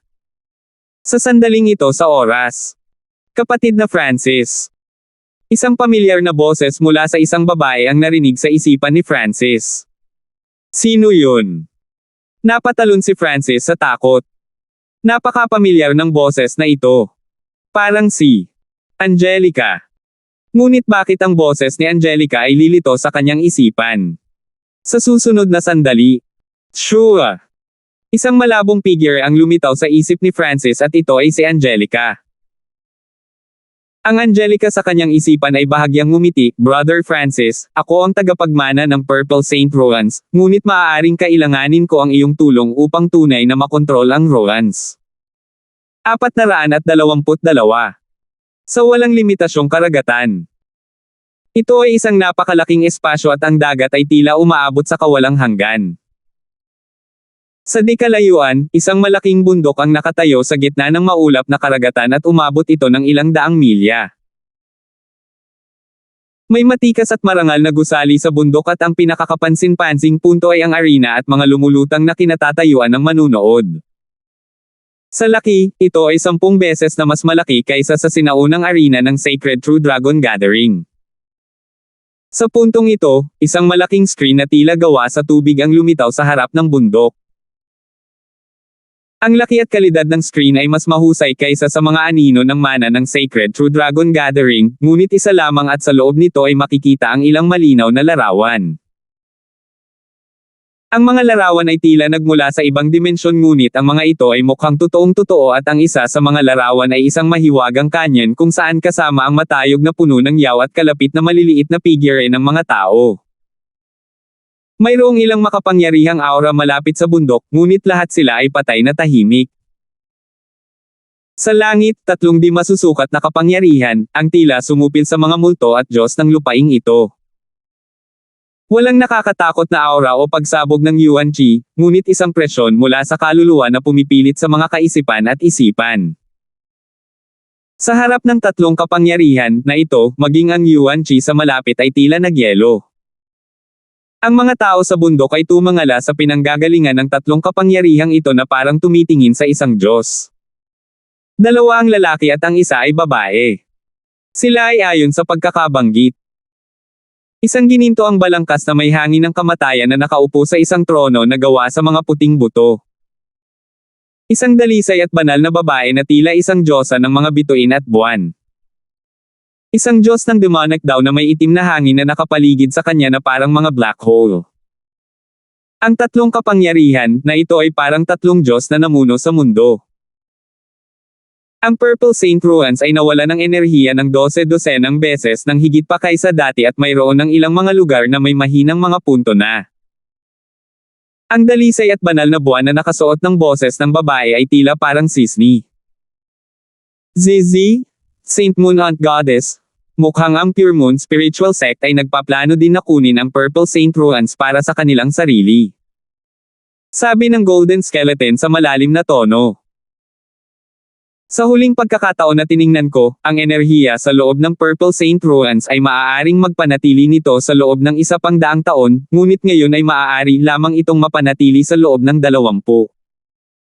Kung ang 3 sekta ay magkakasama, maaari tayong makapasok. Sabi ng demonyong lalaki sa dominanteng tono. Atake ang Purple Saint Ruans. Nagbago ang ekspresyon ng 2 pang kapangyarihan at bahagyang naantig ang mga ito. Ngunit halatang napuno sila ng higit na pag-iingat. Tumibok ang puso ng ilan sa mga eksperto sa ibaba na nakarinig nito. Ang Purple Saint Ruans ay mataas ang ranggo sa iba pang mga inheritance at ang orihinal na may-ari nito ay isang hakbang ang layo mula sa Heavenly Divine Realm. Para sa karamihan ng mga puwersa, para lamang maipadala ang kanilang mga tao sa loob upang makatanggap ng mga mana ay isang pambihirang pagkakataon.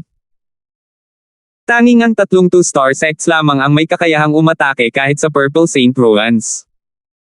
Ang Purple Saint Ruins ay isang spatial na dimensyon na naglalaman ng mahahalagang mapagkukunan, mga bihirang hayop, at makapangyarihang mga mana. Ang halaga nito ay hindi nasusukat. Kung nakontrol ng isang sekta ang Purple Saint Ruins, mahirap isipin kung gaano sila kalakas. Hindi mahirap salakayin ang Purple Saint Ruins kasama ang tatlong sekta na pinagsama.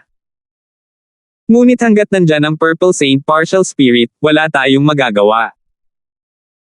Ang banal na mukha ng babaeng nakasuot ng buwan ay mapagpasyahan at sa kanilang tatlo, siya ang pinakamalakas.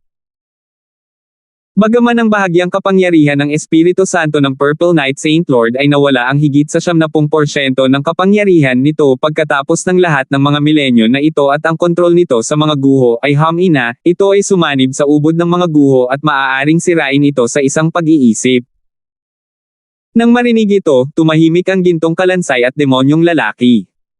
Bagamat ang tatlong sekta ay maaaring makalusot sa Purple Saint Ruins, hindi ito sulit. Pagkatapos ng lahat, ang may-ari ay dating Purple Knight Saint Lord, na nagpagulat sa libu-libong angkan. Kung gayon, ano ang iminumungkahi ni Tita Josa? Tanong ng Golden Skeleton. Bagaman hindi tayo makaatake, maaari nating subukang pataasin ang bilis ng bahagyang pagkawala ng enerhiya ng Partial Spirit. Sa 10-10 taon o mas maikli pa, mauubusan ng enerhiya ang Partial Spirit at pagkatapos ay makapasok tayo ng ligtas. Nakangiting sabi ng babaeng nakasuot ng buwan. Ang gintong kalansay at demonyong lalaki ay mahinang tumanggo sa kanilang mga ulo. Ang Purple Saint Ruins ay hindi maaaring puwersahang salakayin. Maaari lamang nilang mapagod ito at nangangailangan ito ng pasensya. 10-10 taon para sa kanila ang oras na kinailangan nilang pumasok ng isang beses. Ngunit sa pagkakataong ito, tila napagtanto ng Purple Saint Partial Spirit na malapit na ang wakas nito at gumamit ng ilang paraan upang magbukas ng landas at kumonekta sa ibang lugar. Ang pag-aalala ay lumitaw sa buwan na nakasuot ng noo ng babae. Nag-aalala ka na ang Purple Saint Partial Spirit ay gumamit ng maraming enerhiya upang pumili ng isang tagapagmana. Sabi ng Golden Skeleton. Tama. Sa ngayon ay parang 1 o 2 tagalabas ang pumasok sa Ruins. Kailangang malaman ng isa iyon dahil may relasyon ang ating mga ninuno sa Purple Knight Saint Lord kaya pinayagan tayo sa loob ng Ruins. Ang babaeng nakasuot ng buwan ay tumanggo. Oo, napakatagal na ngunit wala na ba talagang henyo na gustong kunin ng Purple Saint Partial Spirit ang mga guho? Umiling-iling ang demonyong lalaki. Ang tatlong sekta ay may mahabang kasaysayan at ang bilang ng mga kababalaghan na kanilang ginawa ay hindi mabilang. Malamang, ang Purple Knight Saint Lord ay may mahinang bloodline ng 10,000 ancient races at ang kanyang requirement para sa isang inheritor ay malamang na kailangan din ng bloodline ng 10,000 ancient races. 10,000 ancient races. Nagbibiro ka ba? Mula noong sinaunang panahon hanggang ngayon, paanong madaling lilito ang isang maalamat na bloodline? Sa nakalipas na 10,000 taon, isa lang ang narinig namin at walang nakakaalam kung ano ang nangyari sa kanya. Tama, ang 10,000 ancient races bloodlines ay lahat ng ipinagbabawal na bloodline na lumalaban sa langit. Halimbawa, ang Heaven's Legacy Race of the Heaven's Legacy Inheritance ay nahati sa hindi mabilang na mga sanga na kumalat sa buong mundo. Tila, ang Light Race ay nireranggo ang ikapito sa 10,000 ancient race, kapag ang isang tao ay gumawa ng race ng sinaunang liwanag. Ang lugar kung saan sila napabilis ng libu-libong taon. Nang banggitin ng tatlo ang 10,000 ancient races, lahat sila ay gumagalang. Kahit na ang sikat na Purple Knight Saint Lord ay mayroon lamang mahinang 10,000 ancient race bloodline. Purple Saint Ruins, sa loob ng mahiwagang kanyan. Ang mga henyo mula sa tatlong sekta ay tinatalakay kung paano aatakihin ang matayog na puno ng yaw. Mayroong kabuuang 5 True Lord ranks at 12 dosenang True Mystic ranks. Gayunpaman, sina Eula at Willa, na pinakamalakas ay nasugatan. Kung dumating si kapatid na Tyrone, ang pagkakataon nating patayin ang matayog na puno yaw ay tataas ng malaki. Mahihintay natin siya at magpadala ng mga tao para hanapin siya. Mungkahi ni Eula. Nagamit na niya ang Void God Protection dati at sa cultivation ni Tyrone, mararamdaman niya ito kung hindi siya masyadong malayo. Ang mga pandaman ng lahat ay limitado sa Purple Saint Ruins at si Tyrone ay matagal nang hindi nagpapakita. Marahil siya ay pinaghihigpitan ng kung anong uri ng mana. Marahil ay pumasok na si Tyrone sa Rohan's Treasured Palace. Hindi na tayo makapaghintay ng matagal. Ang Blackcliff Palace at Moondemon Palace ay parehong agad na gumanti. Masyadong malakas si Tyrone at kung dumating siya, ang Blackcliff Palace at Moondemon Palace ay maaari lamang tumayo sa gilid. Bakit hindi tayo magpahinga ng kalahating araw at ang mga nasugatan at gumaling? Kung naramdaman ni Brother Lord ang Void God Protection, tiyak na makakarating siya sa loob ng kalahating araw. Sa oras na ito, masusubok ni Brother Lihong at ng iba pang True Lords na hindi nasaktan ang matayog na puno ng yaw. Iminungkahi ni Eula at pumayag ang Blackcliff Palace at Moondemon Palace. Pagkatapos ng lahat, sina Willa at Ziggy ay parehong malubhang nasugatan at kailangang magpahinga. Habang nag-uusap ang tatlo, ang boses ni Angelica ay tumunog sa isip ni Francis at ang kanyang imahe ay naging mas malinaw at mas malinaw. Napaka-cool. Ang iyong boses at hitsura ay maaaring lumitaw sa aking isipan. Hindi maiwasan ni Francis na humanga. Hehe, mayroon akong tulong ni Sister Purple Knight, ngunit sa kasamaang palad ay humihina at humihina ang kanyang kapangyarihan lalo na't pilit siyang nakakonekta sa lugar ng Azure Flower. Ngayon ay hindi na niya ganap na makontrol ang mga guho o maaari niyang ipasok si Brother Francis sa Rohan's Treasured Palace sa isang pag-iisip lamang. Ngumiti si Angelica at sinabing may kaunting pag-aalala. Alam ni Francis ang mahirap na sitwasyon ng Purple Saint Rohan's.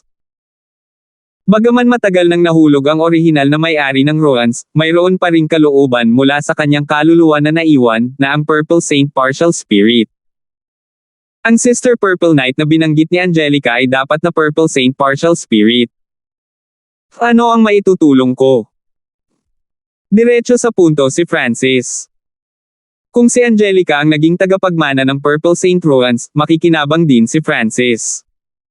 Nagmula ang dalawa sa iisang pamilya at laging maayos ang kanilang relasyon.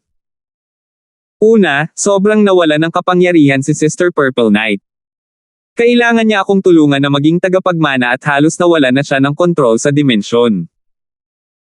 Ang tanging bentahe lang namin ay nakikita namin kahit saan sa Rohan's. Tumigil sandali si Angelica na parang naghihintay na matuno ito ni Francis. Oh! Kung gayon hindi ba ibig sabihin nito ay malalaman natin ang bawat sikreto sa Rohan's? Nagliwanag ang mga mata ni Francis. Oo, ngunit sa ngayon ay may problema. Ang canyon kung saan naruroon si Brother Francis ay isa sa mga pinagmumula ng enerhiya ng Rohan's at isa sa mga mahinang punto. Kapag napatay ang matayog na puno ng yaw, ang mahinang puntong ito ay magiging mas malinaw at bubuo ng isang depekto. Kung ang kapintasan ay sapat na malaki, ang mga eksperto sa labas ng mundo ay maaaring pumasok sa mga guho at guluhin ang aking mana. 423. Kapag napatay ang matayog na puno ng yaw, ang mahinang puntong ito ay magiging mas malinaw at bubuo ng isang depekto. Kung ang kapintasan ay sapat na malaki, ang mga eksperto sa labas ng mundo ay maaaring pumasok sa mga guho at guluhin ang aking mana. Nang marinig ito, naging solemn na ang ekspresyon ni Francis. Gusto mo ako? Pigilan ang pag-atake ng mga disipulo ng tatlong sekta sa matayog na puno ng yaw.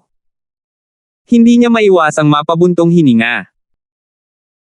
Matapos ang matayog na puno na si Yaw ay masugitan ng Void God Protection, nag-iwan ito ng isang malinaw na depekto at ang mga disipulo ng tatlong sekta ay determinadong tanggalin ito.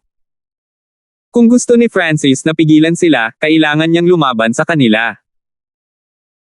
Hindi ito makatotohanan para kay Brother Francis lamang, ngunit gagawin ni Sister Purple Knight ang lahat ng kanyang makakaya upang mapababa ang Rohan's Treasured Palace.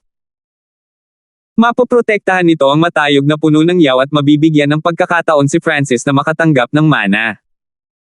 Paliwanag ni Angelica at nagpakawala ito ng kaunting hininga kay Francis.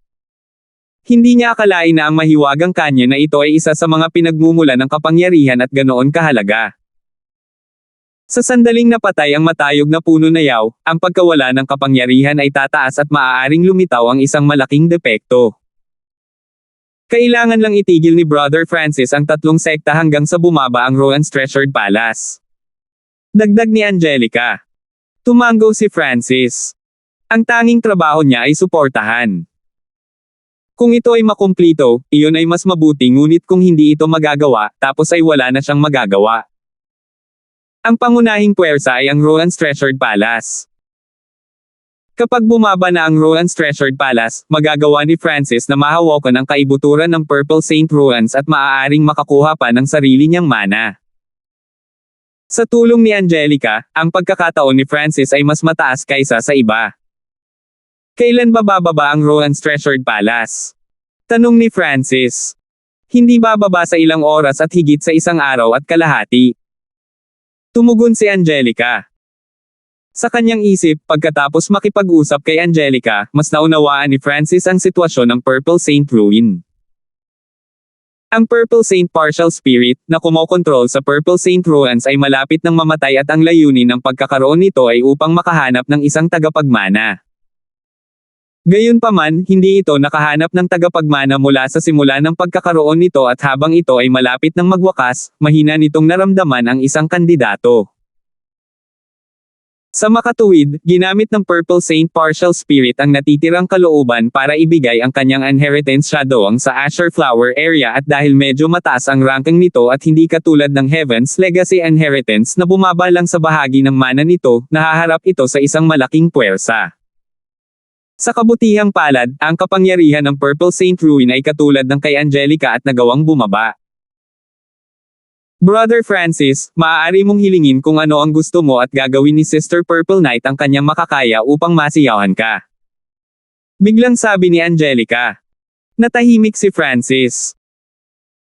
Ang Purple Saint Partial Spirit ay halos mawala ng ganap na kontrol sa mga guho o kung hindi, maaari nitong paalisan ang mga disipulo ng tatlong sekta sa isang pag-iisip lamang. Malinaw, ang Purple Saint Partial Spirit ay namamatay at nawala ito ng maraming orihinal na kakayahan.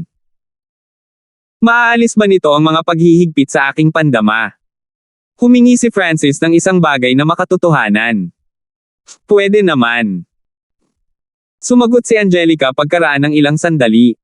Sure. Naramdaman ni Francis ang kanyang mental energy na naging magaan at ang paghihigpit mula sa mga guho ay nawawala. Hindi niya maiwasang mapuno ng saya. Nang walang paghihigpit sa mga guho sa kanyang mental na enerhiya, ang buong kakayahan ng kanyang God Spiritual Eye ay magagamit. Nangangahulugan ito na ang mga pandama ni Francis ay napakalakas at mas malakas pa kaysa sa mga nasa Origin Core Realm sa mga guho. Kasabay nito, nahuli ng God Spiritual Eye ni Francis ang isang tipak ng invisible power na pumapasok sa kanyang mental energy dimension. Siya sa atin. Binuksan ni Francis ang kanyang God Spiritual Eye at ikinulong ang hindi nakikitang kapangyarihang ito. Sure.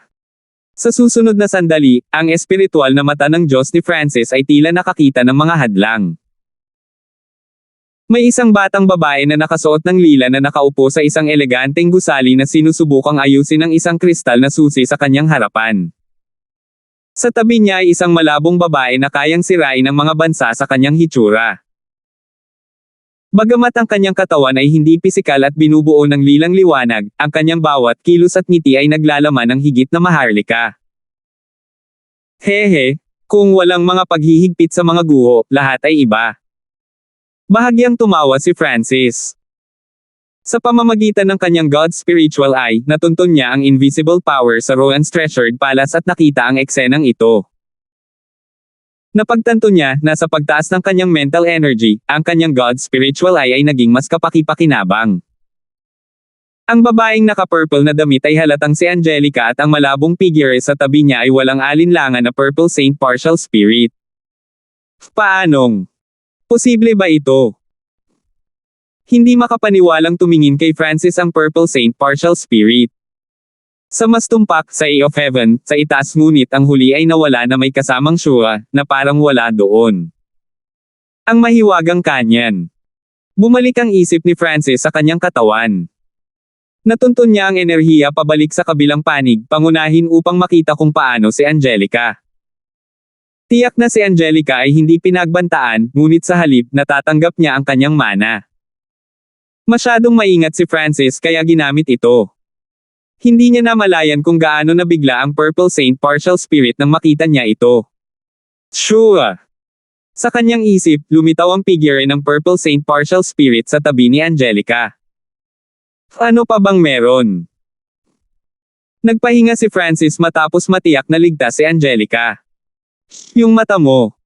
Sabi ng Purple Saint Partial Spirit. Ano?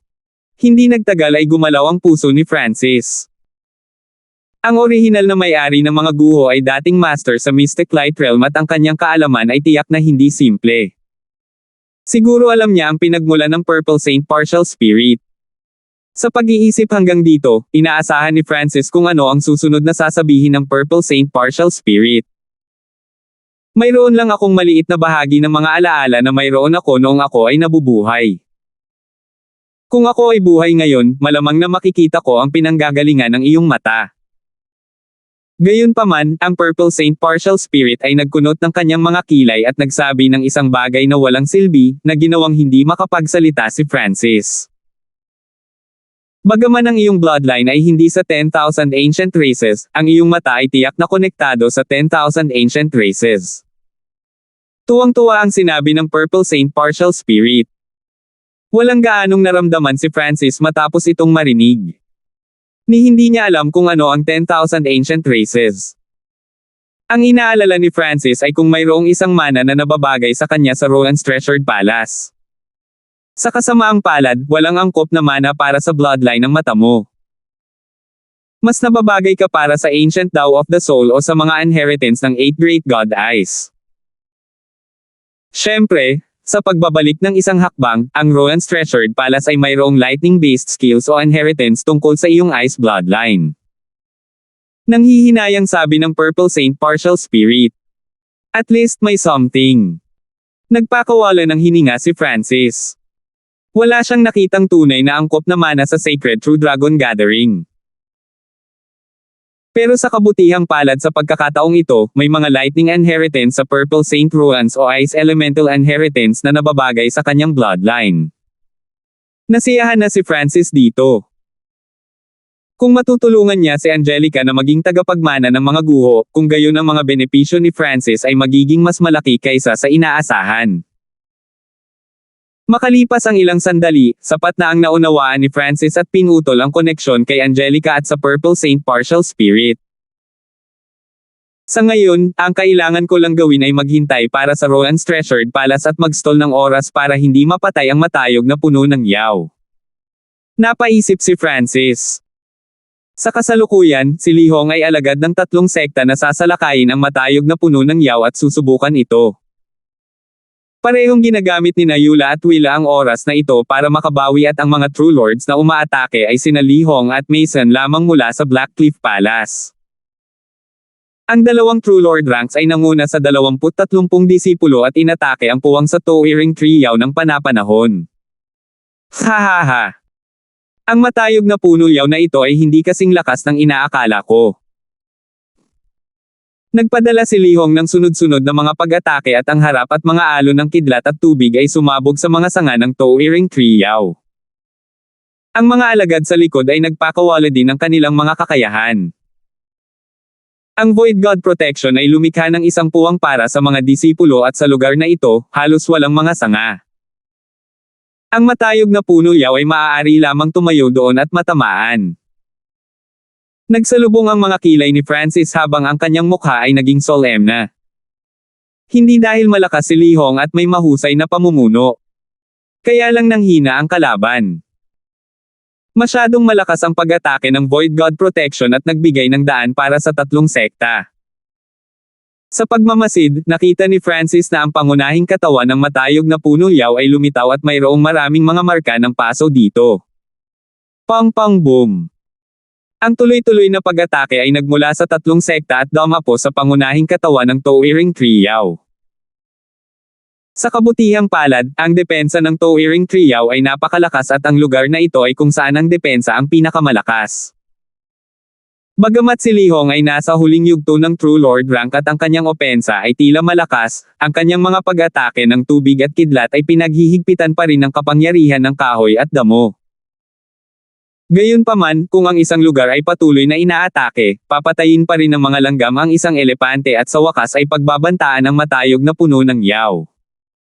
Hindi ako pwedeng umupo lang dito. Sa pag-iisip hanggang dito, lumipat si Francis. Anong ginagawa mo? Biglang binuksan ni Yula ang kanyang mga mata at malamig na tinitigan siya. Ikinalulungkot ko ang pagkamatay ni Yulo. Gusto kong tulungan ang mga kapwa Taoist ng Pure Moon Spiritual Sect na patayin ang Tooiring Triao, kahit na hindi ako masyadong malakas. Si Francis ay nanumpa. Nang marinig ito, naging kaina-hinala ang mukha ni Yula. Hindi siya naniniwala na si Francis ay may napakabuting puso. Ang taong ito ay nakaligtas sa pagitan ng mga bitek ng tatlong sekta at hindi nawala ng anuman. Tutulungan ba niya ang Pure Moon Spiritual Sect ng libre? Mabuti, maaari kang pumunta ngunit huwag kalimutang huwag umalis sa loob ng 3 milya mula sa akin. Sumangayon si Yula. Pagkatapos ng lahat, ang mungkahi ni Francis ay matuwid at handang subukan ang matayog na puno na yaw. Hindi niya kayang tanggihan siya. Palihim, sinabihan ni Yula ang mga tao na sabihin kay Lihong na bantayan si Francis. Pansinin mo rin siya. Umorder si Yula ng 1 o 2 tao. Habang mas madalas silang nakikipag-ugnayan, nalaman ni Yula na napakahirap kontrolin ni Francis at hindi niya makita kung ano ang motibo ng huli. Salamat po at sinamahan ninyo ako, ingat lagi mga master.